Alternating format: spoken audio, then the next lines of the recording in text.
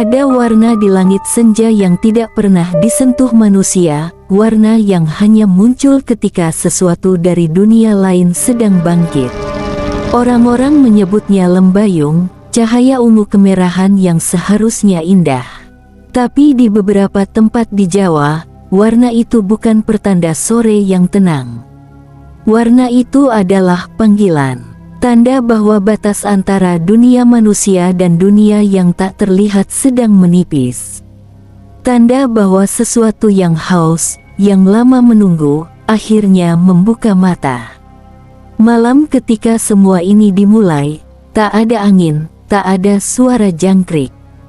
Hanya senja yang menggantung terlalu lama, seolah langit tidak rela berubah menjadi malam.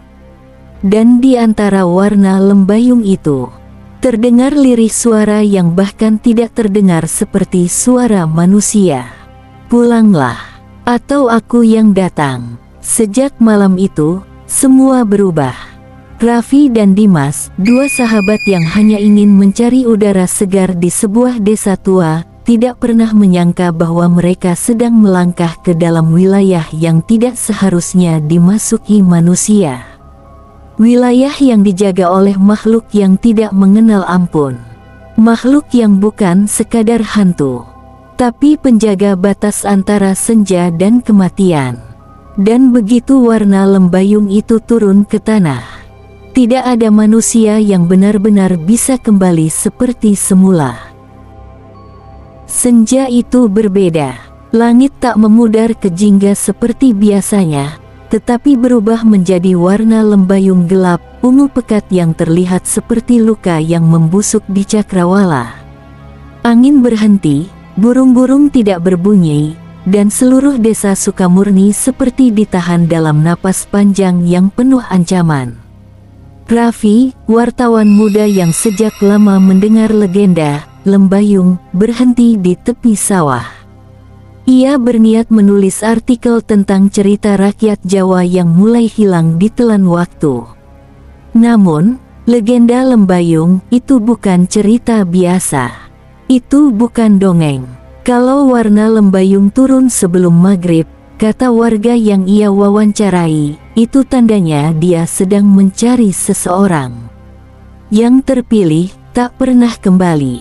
Raffi menganggapnya hanya mitos. Sampai hari itu, karena ketika ia menatap langit, rona lembayung itu tampak seperti bergerak, seolah turun perlahan seperti tirai raksasa dari langit.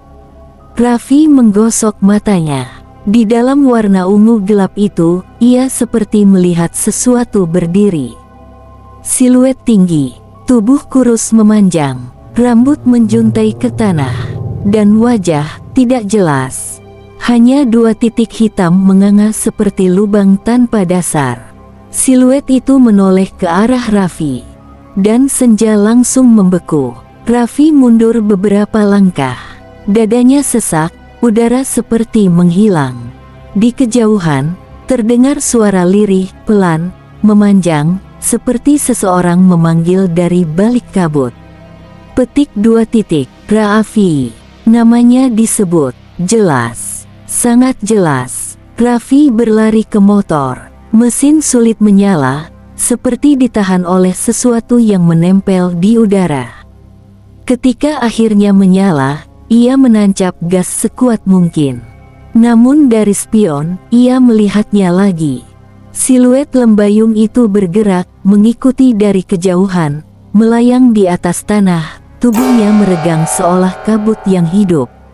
Setibanya di rumah kontrakannya, Raffi menutup pintu, mematikan lampu, dan duduk mengatur napas. Ia mencoba meyakinkan dirinya bahwa itu hanya halusinasi, lelah, terlalu banyak bekerja.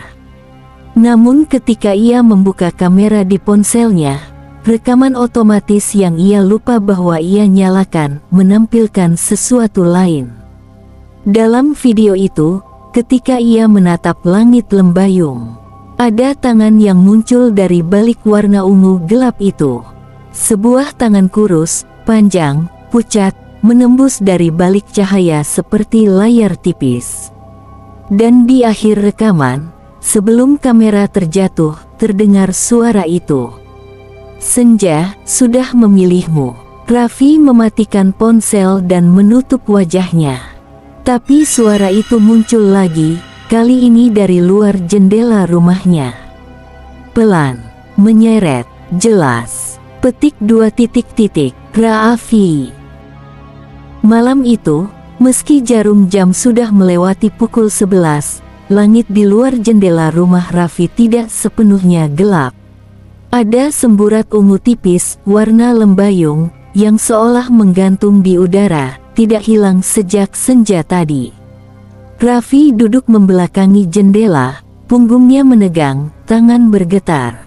Ia menutup gorden rapat-rapat, tapi tetap saja dari celah kecil terdengar suara yang membuat bulu kuduknya berdiri. Tok, tok, tok. Ketukan di jendela, lambat, teratur, seperti seseorang dengan jari yang sangat panjang mengetuk kaca dari luar. Raffi memejamkan mata. Tidak mungkin, ini pasti halusinasi, gumamnya lirik. Namun ketukan terus berlanjut, tok, tok, tok.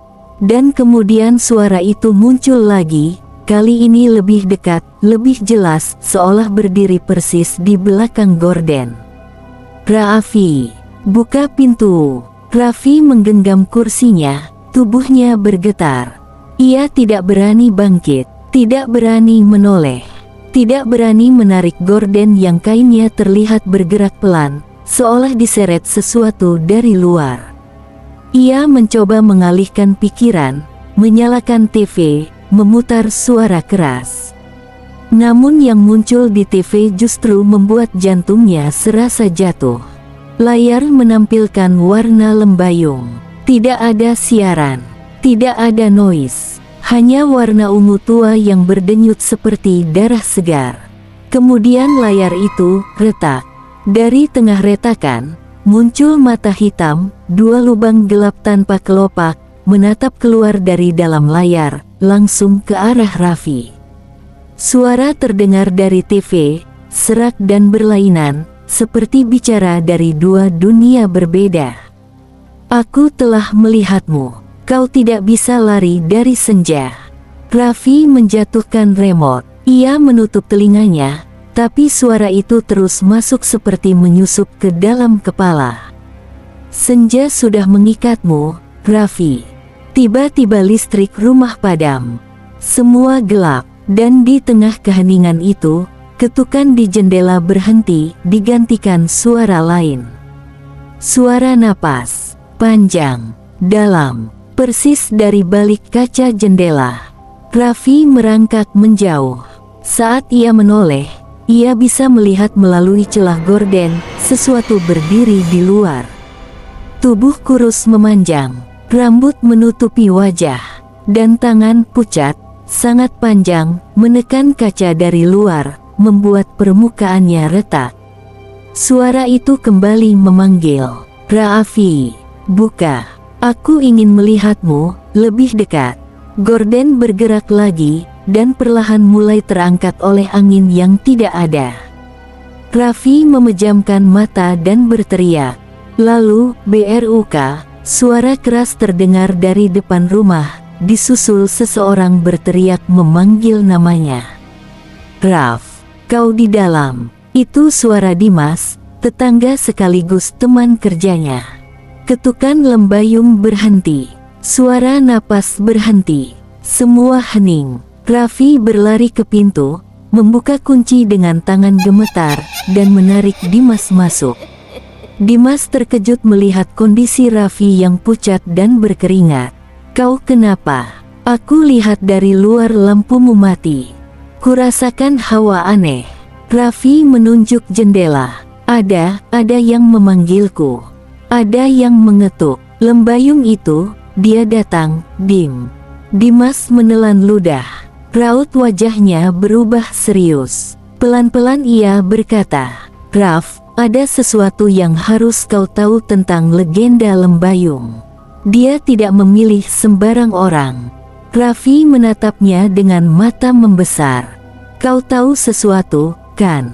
Dimas mengangguk. Dan kata-kata berikutnya membuat Raffi merinding dari ujung kaki sampai tengkuk. Ayahku adalah salah satu dari saksi terakhir yang melihat Lembayung mengambil seseorang. Dimas duduk di sofa ruang tamu Raffi yang masih gelap.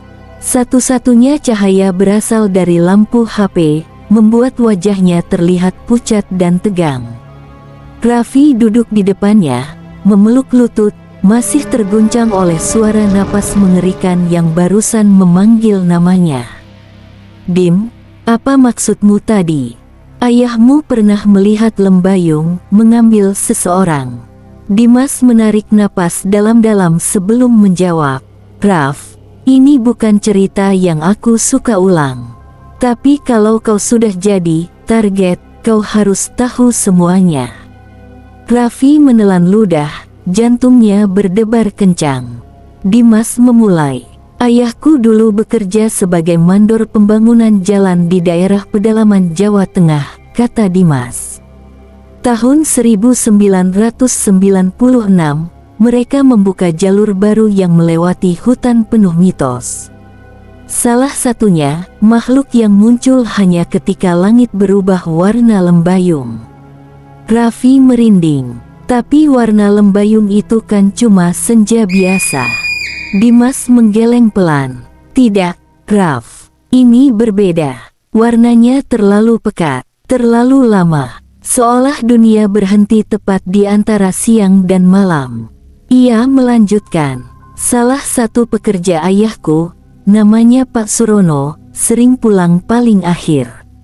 Suatu sore, jalanan dipenuhi warna Lembayung yang menetes seperti kabut ungu. Semua pekerja sudah dipulangkan, kecuali Pak Surono, yang bilang dia dengar anak kecil menangis dari dalam hutan."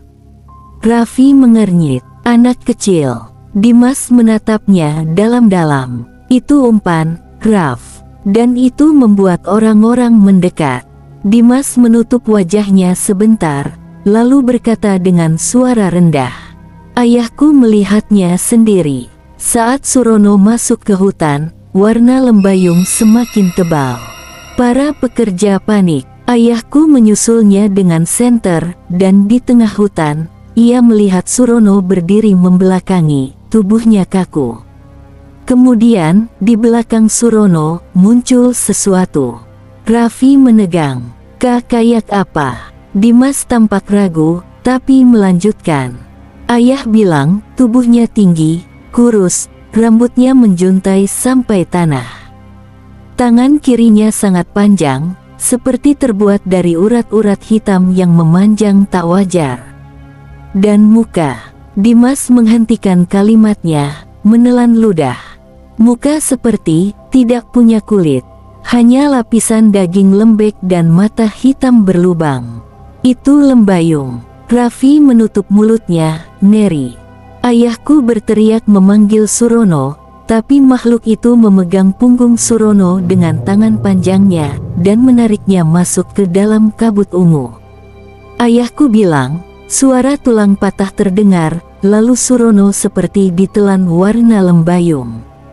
Tidak pernah ditemukan." Raffi memegangi dadanya, tubuhnya bergetar.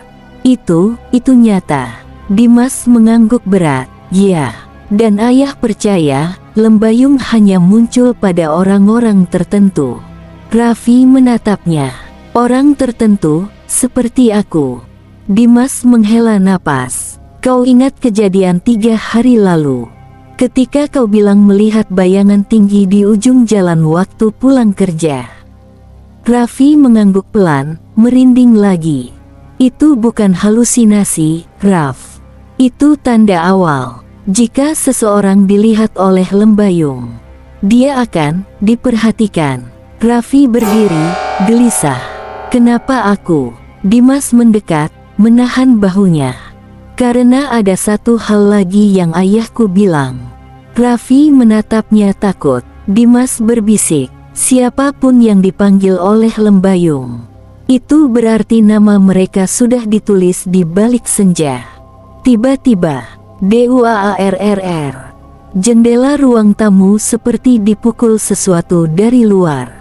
Kaca bergetar hebat. HP mereka mati seketika. Dan dari balik tirai, cahaya lembayung kembali menyala. Lebih kuat dari sebelumnya. Seolah senja masuk ke dalam rumah. Lalu terdengar suara itu lagi. Lirih, panjang, merayap. Raffi, kau sudah kulihat. Dimas memegang tangan Raffi, wajahnya pucat. Raf, kita harus keluar dari rumah ini. Sekarang. Dimas menarik tangan Raffi keras-keras menuju pintu belakang. Nafas keduanya tersengal, tubuh gemetar. Cahaya lembayung yang merayap dari jendela terasa seperti kabut hidup, bergerak perlahan mengikuti mereka. Cepat, Raf. Jangan lihat ke belakang. Suara Dimas terdengar tegang namun tegas. Tapi Raffi tidak bisa menahan rasa ingin tahunya. Di detik ketika ia menoleh, ia langsung menyesal. Di balik tirai jendela ruang tamu, sepasang mata mengintip. Mata hitam berlubang yang berputar perlahan, seolah sedang mengunci wajah Raffi. Seolah menikmati rasa takutnya. Raffi hampir terjatuh. Dim, dia lihat aku, dia lihat aku. Dimas menariknya lebih kuat. Kau harus kuat. Kita harus keluar sebelum lembayung memenuhi rumah. Begitu pintu belakang dibuka, angin dingin menerpa wajah mereka. Tapi yang membuat Raffi semakin panik adalah kenyataan bahwa langit malam di luar juga ikut berubah lembayung, padahal seharusnya sudah lewat jam 9 malam. Warna langit tampak tidak wajar. Tebal, pekat, seperti senja yang ditahan agar tidak mati. Dim, kenapa lembayung muncul malam-malam begini? Dimas menggeleng cepat. Itu berarti dia sudah sangat dekat. Raf, lebih dekat dari apapun yang ayahku ceritakan. Suara ranting patah terdengar dari sisi pekarangan. Lalu suara lirih seperti seseorang menyeret sesuatu yang berat. Kreh, kreh.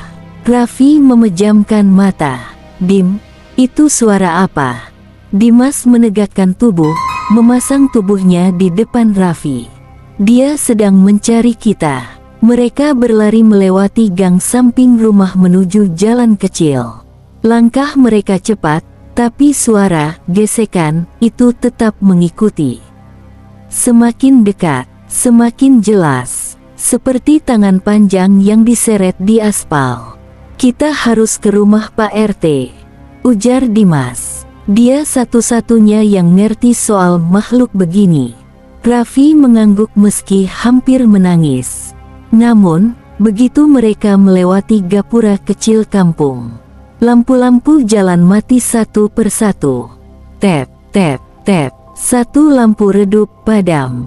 Lampu berikutnya, padam. Dan seterusnya, seperti seseorang mematikan jalur hidup mereka.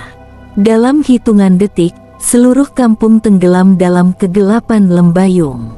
Hei, Raffi bersuara lirih. Dim, lihat itu. Dimas mengikuti arah pandang Raffi. Di ujung jalan kecil, di bawah tiang listrik terakhir yang mulai berkedip-kedip, terdapat siluet tubuh sangat tinggi. Tidak bergerak, tidak bernapas, hanya berdiri, menghadap mereka, dengan rambut menjuntai menutupi wajah seperti bayangan hitam. Lampu di atasnya berkedip semakin cepat. Tik, tik, tik. Lalu, tep, gelap total. Sesuatu bergerak di dekat mereka. Dim, dia hilang, bisik Raffi, panik. Dimas langsung memegang bahunya. Jangan bicara keras. Makhluk itu tidak suka suara. Raffi menahan napas. Dalam gelap, terdengar sesuatu menetes. Tik, tik, tik. Seperti cairan kental jatuh ke tanah. Tapi baunya busuk, seperti daging yang membusuk bercampur darah besi. Dim, dia ada di mana? Tidak ada jawaban. Raffi meraba udara, mencari tangan sahabatnya. Tapi yang ia sentuh justru sesuatu yang dingin dan panjang. Seperti urat membusuk, benda itu bergerak pelan, melilit telapak tangannya. Raffi langsung menjerit, tetapi jeritannya dicekik oleh sesuatu yang tak terlihat. Raffi, Dimas menariknya, membebaskannya dari lilitan itu. Dan tepat setelah tangan Raffi terlepas, terdengar suara berat, panjang, menyeret udara. Raffi, aku di sini. Suara itu tidak datang dari jauh, tidak dari belakang, tidak dari depan, tapi dari atas kepala mereka. Raffi mendongak pelan, dan di antara gelap lembayung itu, dua mata hitam berlubang menatapnya dari langit, bergantung terbalik, seperti predator yang siap turun. Raffi hampir pingsan. Dimas langsung menariknya kembali ke rumah. Kita harus sembunyi sekarang. Dan mereka berlari. Sementara suara makhluk itu mengikuti dari atas, bergelantungan seperti bayangan yang tak punya bentuk tetap. Dimas dan Raffi masuk kembali ke rumah melalui pintu belakang, menutupnya secepat mungkin. Dimas mengunci semua slot, menimpali dengan lemari kecil di belakang pintu. Nafas mereka memburu, tubuh berkeringat meski udara di dalam rumah dingin menusuk. Namun begitu keduanya masuk, Raffi langsung menyadari sesuatu yang membuatnya hampir kembali berteriak. Rumahnya berubah. Dinding yang tadinya putih bersih, kini penuh goresan. Bukan goresan biasa, melainkan bekas cakaran panjang, dalam, dan masih basah seolah baru dibuat beberapa detik lalu. Dim, ini, kapan dibuat? Suara Raffi bergetar. Dimas memeriksa goresan itu dengan senter kecil dari ponselnya. Cakaran itu tersusun rapi dari arah pintu depan menuju ruang tengah, lalu menghilang di lorong. Dia sudah masuk ke rumahmu, kata Dimas lirih. Dia cuma bermain. Raffi memegang tembok dengan tangan gemetar. Di ujung cakaran, ada tulisan seperti dibuat dengan kuku panjang. SENJA TIDAK MENUNGGU. Tulisan itu meneteskan cairan ungu gelap, seperti tinta campur darah. Dimas mengarahkan senter ke lorong rumah. Namun yang terlihat justru membuatnya berhenti bernapas. Lorong yang biasanya pendek kini tampak lebih panjang. Seolah rumah itu melar, membentuk ruang tambahan yang tidak seharusnya ada. Apa lorongmu memang selama ini sepanjang ini? Tanya Dimas. Raffi menggeleng kuat-kuat. Tidak, ini tidak mungkin, rumahku cuma 5 meter ke dapur. Namun kini lorong itu tampak seperti terowongan, memanjang ke gelap yang tak terlihat ujungnya. Dari dalam lorong itu, terdengar suara langkah. Pelan, menyeret, kreh, krih. Diikuti suara lembut namun serak. Senjamu mulai memanjang. Seperti aku. Dimas mundur selangkah. Raf, kita jangan ke sana. Ke ruang tamu saja. Tapi tiba-tiba, dari dalam lorong, sebuah tangan keluar. Pucat, panjang, kukunya hitam seperti arang.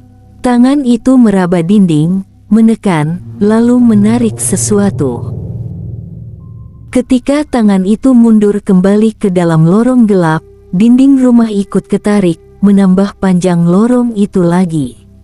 Raffi menjerit kecil. Dia merobek rumahku. Mereka mundur ke ruang tamu, tapi ruangan itu pun berubah. Di tengah lantai kini terdapat jejak kaki kecil. Bukan seperti manusia, bukan seperti hewan. Kakinya hanya 2 jari panjang, meninggalkan bekas ungu gelap di setiap langkah. Jejak itu berputar-putar mengelilingi sofa, lalu berhenti tepat di depan TV. Dimas perlahan menyorot TV dengan senter. TV menyala sendiri, meski listrik rumah sempat padam. Layar TV menampilkan rekaman ruang tamu dari sudut atas, seolah ada kamera CCTV tak terlihat. Dalam rekaman itu, terlihat Raffi dan Dimas berdiri. Namun ada satu sosok lain. Di belakang Raffi, Sosok berwarna lembayung, tubuhnya panjang, kepalanya miring seperti patah, dan rambutnya bergerak tanpa angin. Dim, suara Raffi gemetar parah. Itu, di belakangku. Dimas tidak sempat menjawab, karena tiba-tiba layar TV berganti. Rekamannya berubah menjadi masa depan. Raffi terlihat sedang berjalan di lorong rumahnya yang sangat panjang. Sendirian, sambil memanggil nama seseorang dengan suara lirih. Ada siapa di sana? Kemudian kamera menyorot bayangan gelap di belakang Raffi yang sedang merayap mendekat seperti laba-laba. Dimas mematikan TV. Cukup, kita harus keluar dari rumah ini sebelum dia menjadikan rekaman itu kenyataan. Namun sebelum keduanya sempat bergerak, pintu lorong mengeluarkan suara ceret-ceret, seperti sesuatu mengoyak kayunya dari dalam. Lalu, perlahan, dari perut gelap lorong itu, muncul kepala dengan rambut menutupi wajah. Wajah itu bergerak maju dan maju. Tanpa tubuh, hanya kepala yang melayang dengan gerakan patah-patah. Dari balik rambut yang kusut, terdengar suara mengerikan. Sudah kubilang, senja tidak menunggu, dan aku menjemputmu. Raffi membeku. Dimas meraih bahunya. RAF, cepat ke pintu depan, lari. Namun dari pintu depan, terdengar suara lain. Suara seseorang mengetuk pelan, tok, tok, tok. Dan suara lembut yang sama. Dengan nada lebih gelap, bukakan pintunya, Raffi. Aku ingin masuk lewat cara yang lebih sopan. Ketukan di pintu depan terdengar lembut, hampir sopan, namun penuh tekanan gaib yang membuat udara di sekitar terasa berat. Raffi menutup mulutnya agar tidak berteriak, sementara tubuhnya gemetar hebat. Tok, tok, tok. Ketukannya pelan, tapi cukup kuat untuk membuat seluruh pintu bergetar halus. Dimas berbisik di telinganya, jangan jawab, jangan dekati pintu. Dia sedang mencoba masuk dengan caranya sendiri. Namun suara itu, suara perempuan serak yang memanjangkan huruf, penuh desiran lembut, kembali memanggil. Raffi, buka pintu. Aku sudah menunggumu sejak senja. Raffi mencengkeram lengan Dimas, menahan tangis. Dim, kita terjebak, lorong itu ada dia, pintu depan juga ada dia. Kita mau kemana? Dimas menatap sekeliling, berpikir cepat. Ke kamar belakang. Kamar itu punya jendela kecil, kita bisa keluar lewat situ. Namun sebelum mereka bergerak, suara dari lorong berubah. Kepala tanpa tubuh yang tadi muncul, sekarang tertawa pelan. Hih, hih, hih. Tawanya panjang, retak, seperti suara tulang kering berbenturan. Kepala itu mulai merangkak keluar, bukan dengan tubuh, karena tubuhnya tidak ada, tetapi dengan rambut yang menjulur seperti tentakel yang menariknya. Kepala itu terhempas ke lantai, lalu melompat kecil menuju mereka. Raffi menjerit tertahan. Dim, dia ke sini, ke kamar belakang. Sekarang, mereka berlari secepat mungkin. Namun sebelum masuk kamar belakang, Raffi sempat melihat sesuatu dari pintu depan. Celah kecil di bawah pintu memperlihatkan bayangan kaki. Kaki panjang, kurus, tidak beraturan. Dan dari celah itu, sesuatu menetes, cairan ungu pekat mengalir perlahan ke dalam rumah. Makin lama makin deras, seperti seseorang yang berdiri di luar, sedang membocorkan isi tubuhnya. Raffi menabrak pintu kamar belakang dan masuk. Dimas segera menutup dan mengganjalnya dengan rak buku kecil. Keduanya memegang napas. Namun dari luar, suara kepala itu sedemikian dekat. KREEK, KREEK. Raffi, kau sembunyi ya? Dimas mengedipkan senter ponselnya. Jendela, cepat. Mereka merangkak menuju jendela kecil di atas rak. Raffi mencoba membuka kuncinya, namun jendela itu macet. Tiba-tiba, duk, pintu kamar bergetar. Duk, kali ini lebih keras. Duggggg. Pintu hampir jebol. Dari sela pintu, mereka bisa melihat rambut hitam panjang menyelip masuk, mencari celah, menggapai udara. Raffi panik. Dim, jendelanya macet. Dimas memaksa. Bantu aku. Sekarang. Mereka berdua menarik, mendorong, menekan. Sampai akhirnya jendela itu terbuka sedikit.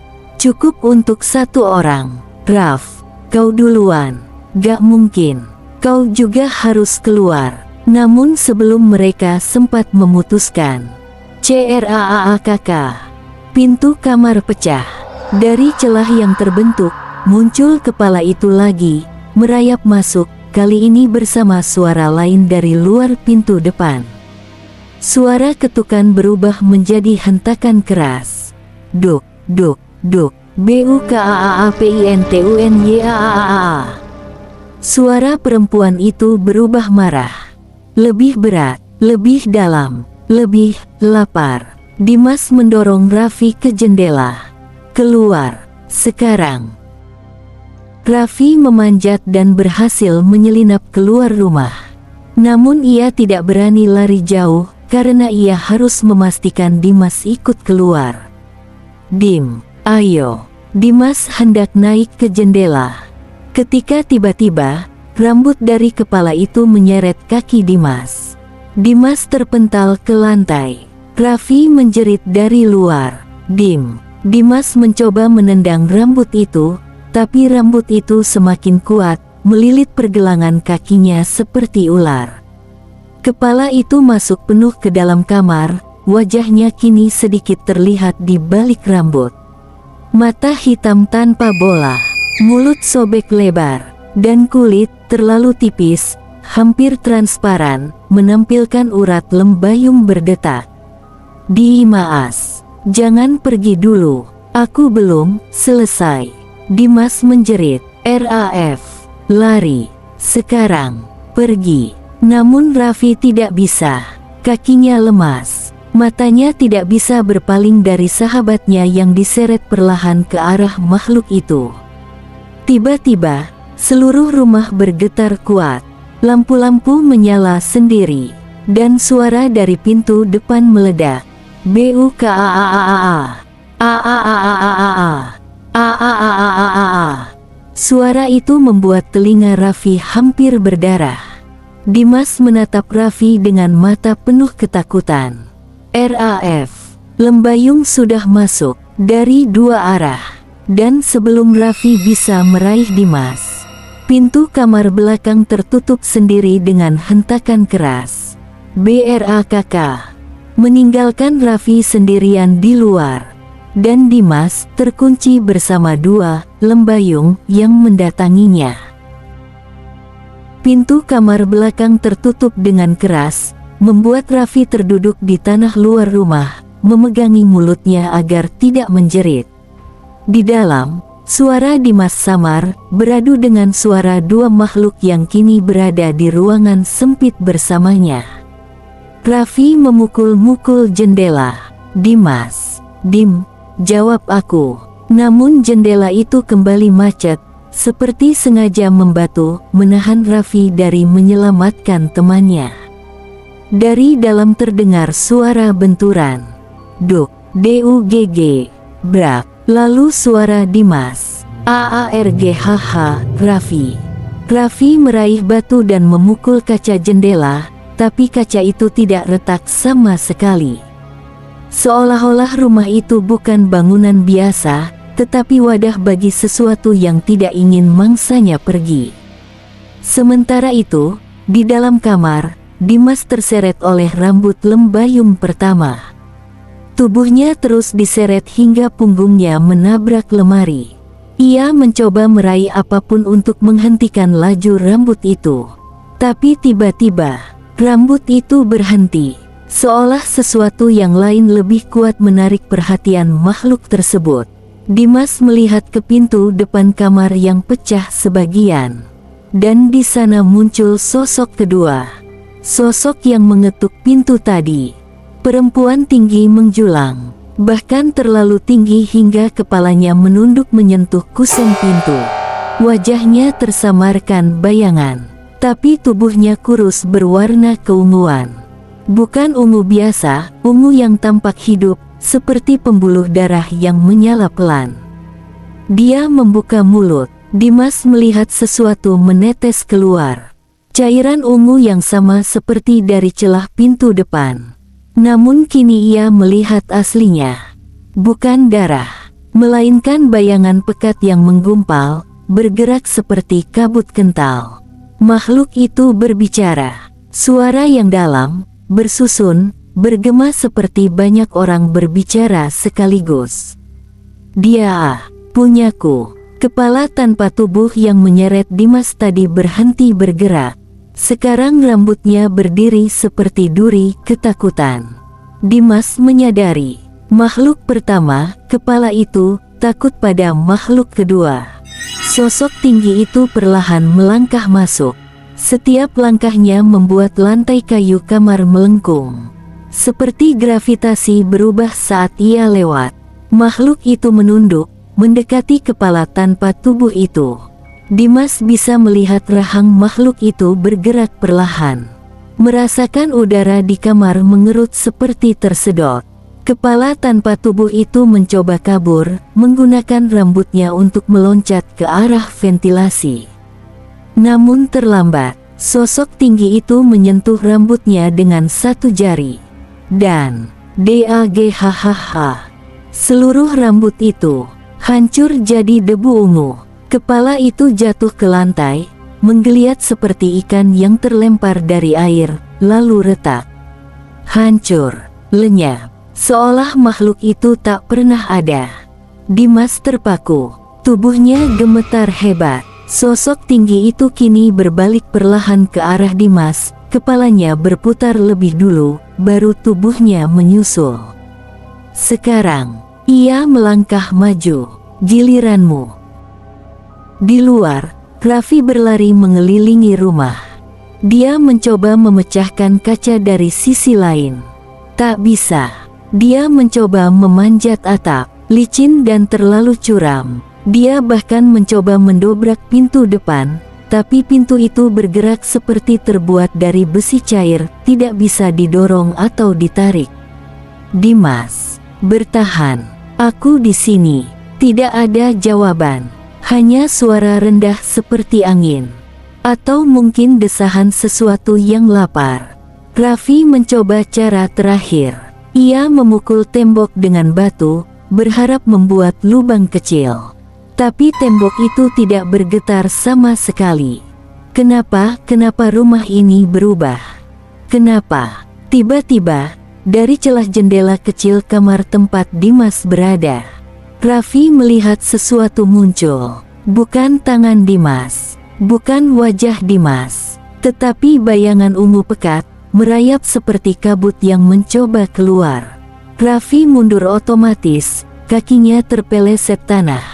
Bayangan itu menyentuh kaca jendela, dan kaca itu mulai mendidih, mencair seperti lilin meleleh. Raffi berteriak, "Dimas, di mana kamu? Dim." Tidak ada suara manusia. Yang terdengar hanyalah suara dari dalam kamar. Suara yang membuat kulit Raffi merinding sampai ke tulang. Suara yang tidak mungkin milik sahabatnya.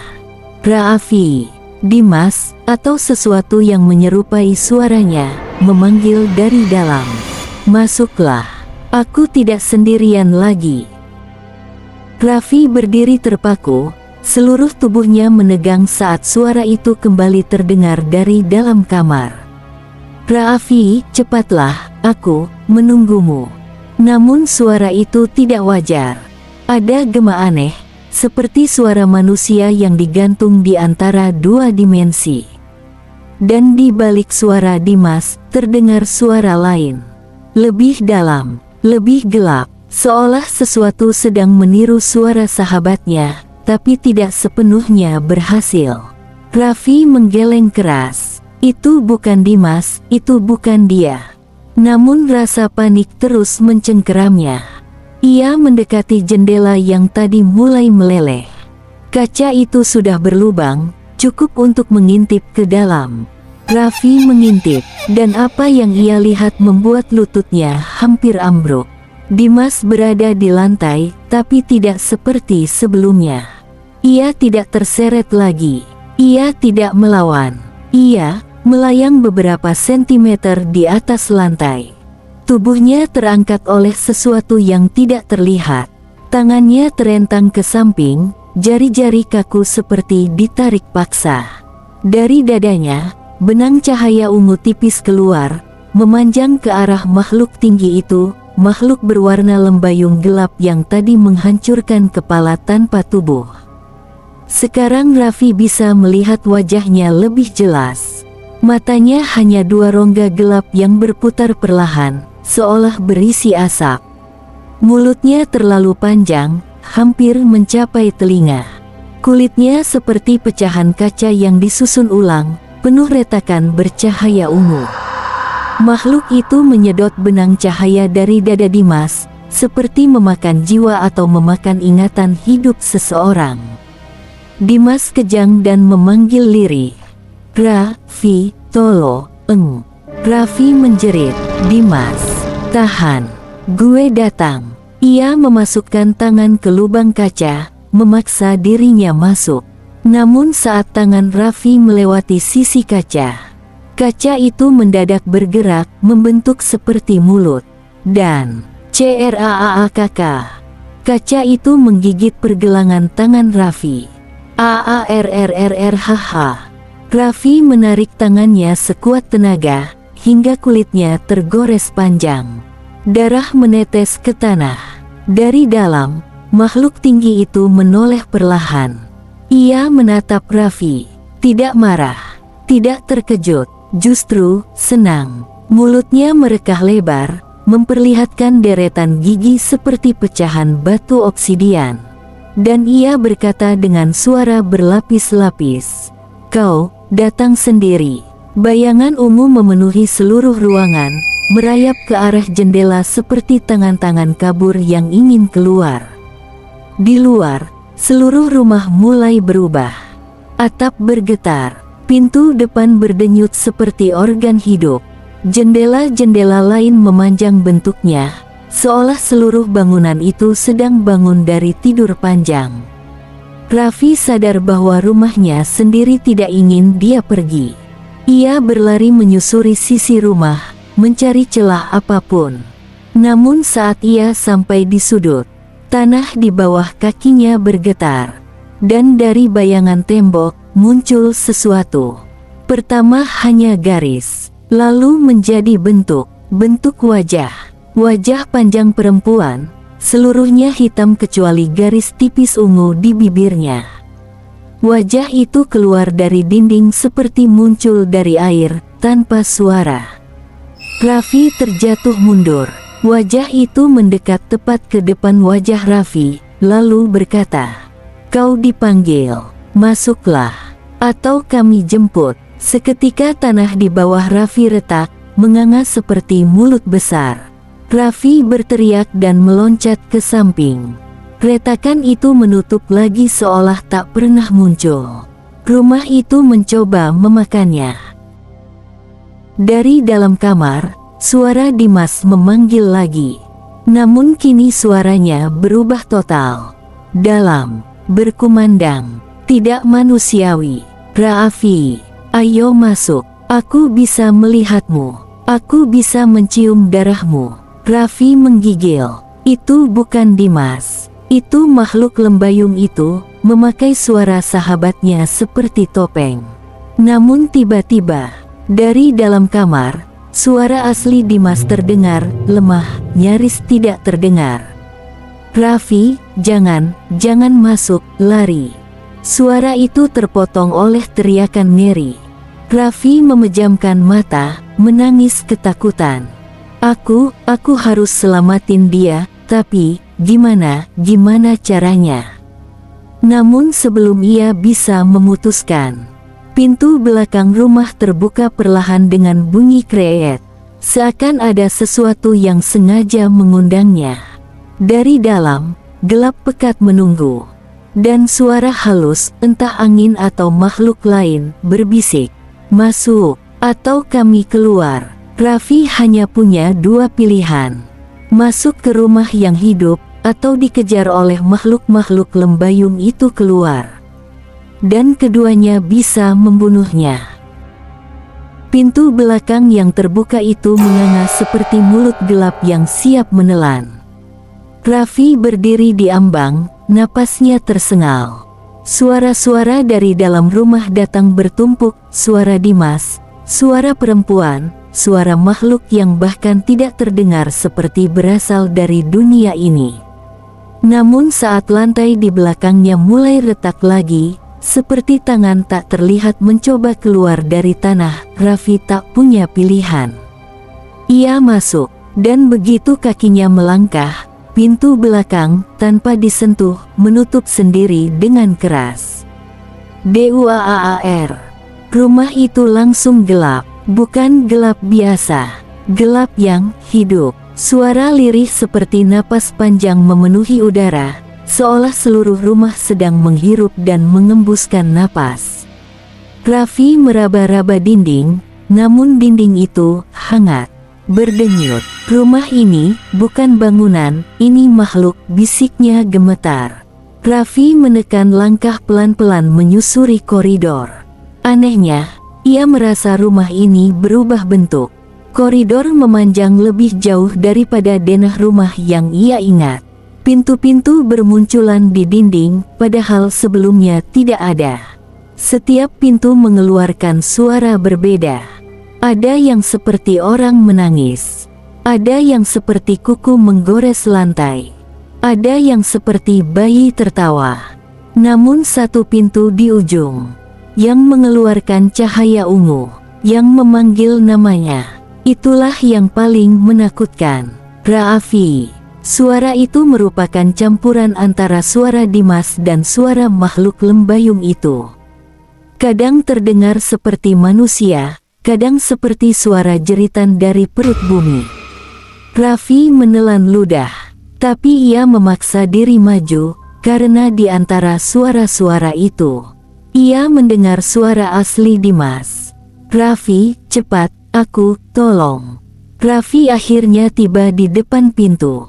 Dengan gemetar ia mendorongnya, dan ia menemukan dirinya di ruangan yang tidak lagi menyerupai ruangan manusia.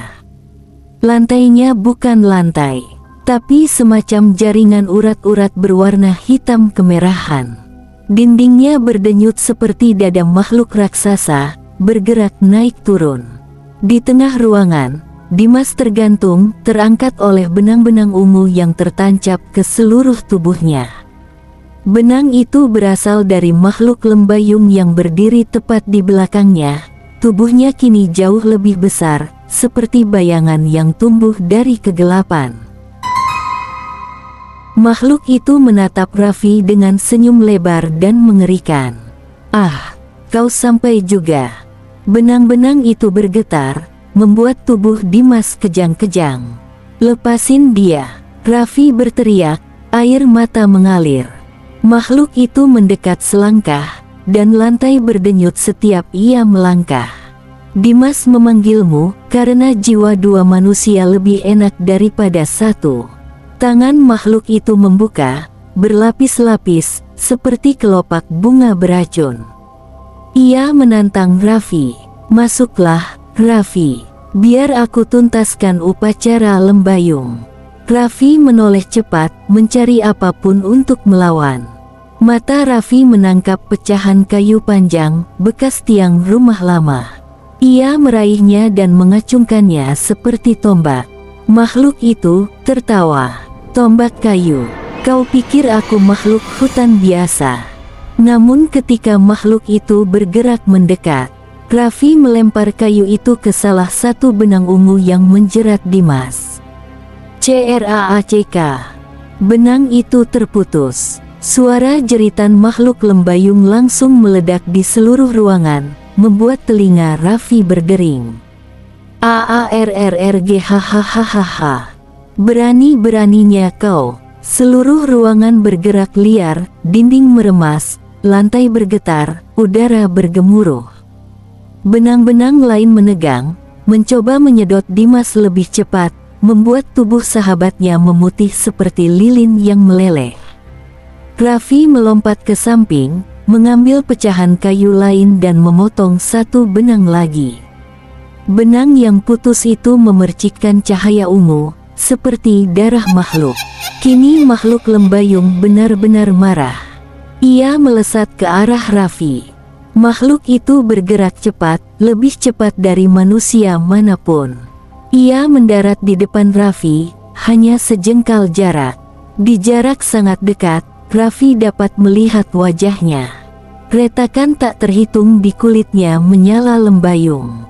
Mulutnya terlalu besar, dan dari dalam rongga matanya, ada wajah-wajah orang lain. Seperti orang hilang yang terperangkap. Makhluk itu berbisik, "Giliranmu, Raffi." Tangannya yang panjang berlapis-lapis meraih wajah Raffi. Tetapi Raffi memungut pecahan kaca besar dari lantai dan menusukkannya ke mulut makhluk itu. "SKRAAAKK." Makhluk itu menjerit, suara yang mengguncangkan seluruh rumah. Raffi terseret mundur oleh gelombang suara itu, tapi ia bangun lagi dan berlari ke arah Dimas. Raffi mencabik benang terakhir dari tubuh Dimas. Dan seketika, seluruh rumah mulai runtuh. Atap meremuk, dinding mengerut dan mengembang liar. Lantai membentuk lubang-lubang gelap seperti mulut. Makhluk lembayung merangkak cepat ke arah mereka. Tubuhnya kini mulai pecah dan mengeluarkan cahaya beracun. "Aku belum selesai. Kalian berdua milikku." Raffi menahan tubuh Dimas, yang nyaris tidak sadarkan diri. "Kita keluar, Dimas. Sekarang." Namun kamar, koridor, dan pintu hilang. Rumah menutup jalan keluar, mengubah dirinya menjadi labirin yang terus bergeser. Raffi berlari membawa Dimas, sementara makhluk lembayung mengejar di belakang, menembus dinding, merayap seperti bayangan hidup. Rumah itu berubah total menjadi perut makhluk, dan mereka dikejar dari segala arah. Satu-satunya cahaya yang Raffi lihat adalah cahaya lembayung dari dada Dimas yang masih tersisa, cahaya yang menunjukkan arah pusaran lantai yang seperti memuntahkan mereka ke arah pintu depan. "Dimas, pegang aku." Mereka melompat, dan BRUAAKK. Mereka terhempas keluar dari pintu depan yang tiba-tiba muncul. Rumah itu bergetar keras, mengeluarkan suara seperti makhluk yang terluka parah. Dari dalam pintu, makhluk lembayung muncul terakhir kali, mengeluarkan jeritan yang memecah malam. "Raffi, aku belum selesai dengan kalian." Dan rumah itu runtuh, ambruk seperti bangkai raksasa yang akhirnya mati. Debu mengepul, hening, tapi dari balik reruntuhan, seberkas cahaya lembayung kecil tetap menyala. Seperti mata, mengamati, menunggu. Ini belum selesai. Malam itu akhirnya kembali sunyi. Udara hutan terasa lebih dingin dari biasanya, seperti embusan napas yang menunggu sesuatu kembali terjadi. Raffi berdiri di depan reruntuhan rumah yang kini hanya menyisakan tiang-tiang gosong seperti tulang belulang. Dimas duduk bersandar pada pohon, tubuhnya masih gemetar, kulitnya pucat seperti tak lagi dimiliki manusia sepenuhnya. "Dim, lo yakin lo baik-baik aja?" tanya Raffi pelan. Dimas mengangkat wajah. Matanya tampak normal, tapi ada kilatan samar berwarna lembayung yang muncul sesekali.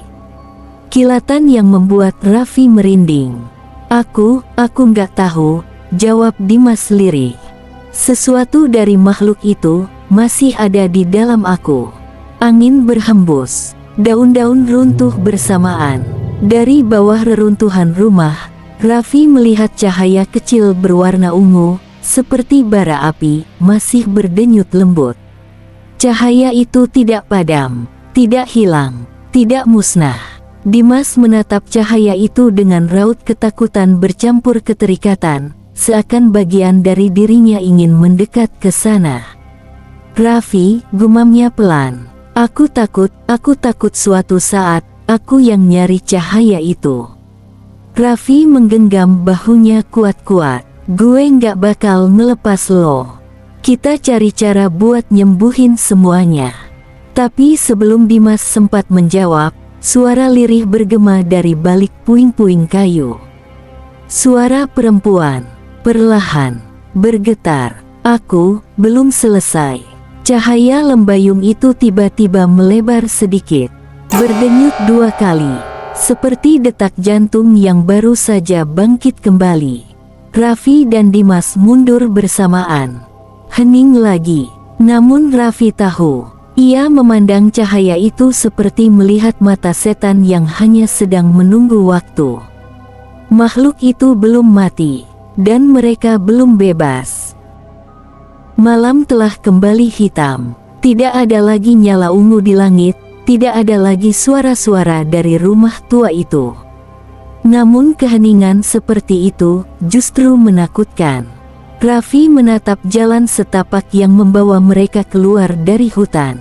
Setiap langkah terasa seperti menjauh dari sesuatu, tapi bukan berarti bebas.